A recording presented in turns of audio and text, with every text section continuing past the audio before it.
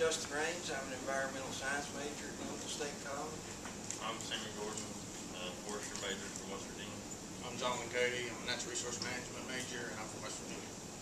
And our presentation is on Olearia petiolata, or garlic mustard.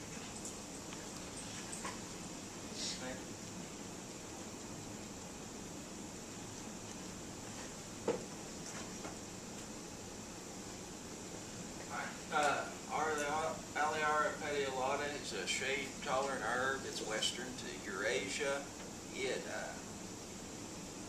Its main problem here in the United States, which it covers almost the entire United States, is that it's found in forest understories where it grows very thick and it chokes out the native understory growth. It starts its growth cycle very early in the spring, which allows it to really get a head start on a lot of our native plants. Its main competitive advantage, other than its early growth, is its allelopathic chemicals, which it distributes into the soil, which kill mycorrhizae, which are necessary to the growth of many native species. Its introduction to the United States came in New York and Long Island in 1868, near as any record could make.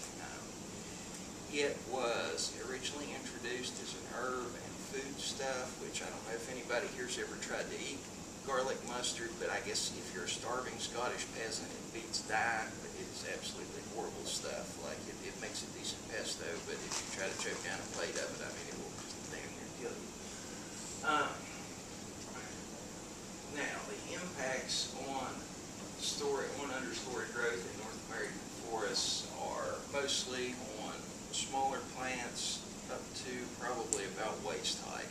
It doesn't really, like once you get into your shrubs and stuff, it really doesn't have any effect on them. One of the reasons it spreads so much is because I said it tastes horrible, and there's really nothing here that will eat it, which I really don't like.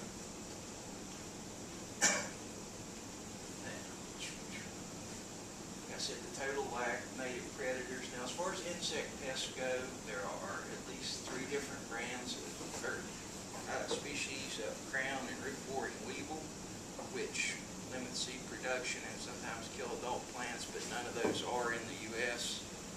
Probably luckily, because some of the studies on them have had inconclusive results about what it would do to our native life. As far as control and eradication goes, you can spray the plant and kill it. You can have some success using weed burners before it hits the peak of its seed stage, but basically the only real proven control in the U.S. is to pull it by hand.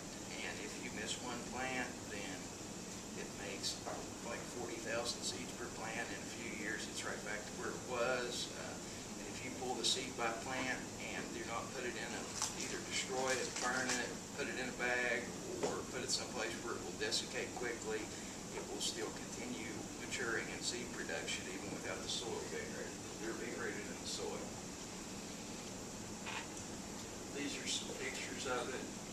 It starts off fairly small, and at that stage is supposedly the stage you can eat it at when it's a seedling, but it quickly grows up within a month or so to around 2 to 3 feet high. These are some of the plants which it affects in our area, such as Trillium, Erythronium, which is a trout lily, and it will choke them out. And while it's choking them out, also creatures like the deer, which feed upon those plants, are driven away from the areas which garlic mustard takes over, and so they're driven to feed upon those even more, which just continues the cycle. Now, as far as our comparative analysis with our Malaysian counterparts, their plant was the E. cruscale. It's a type of wheatgrass which basically takes over any type of pasture field or any type of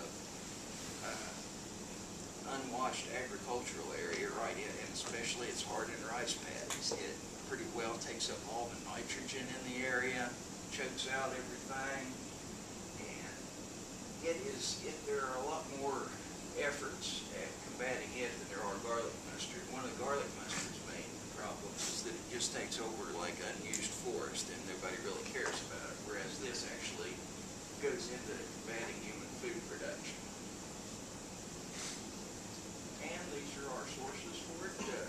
have any questions?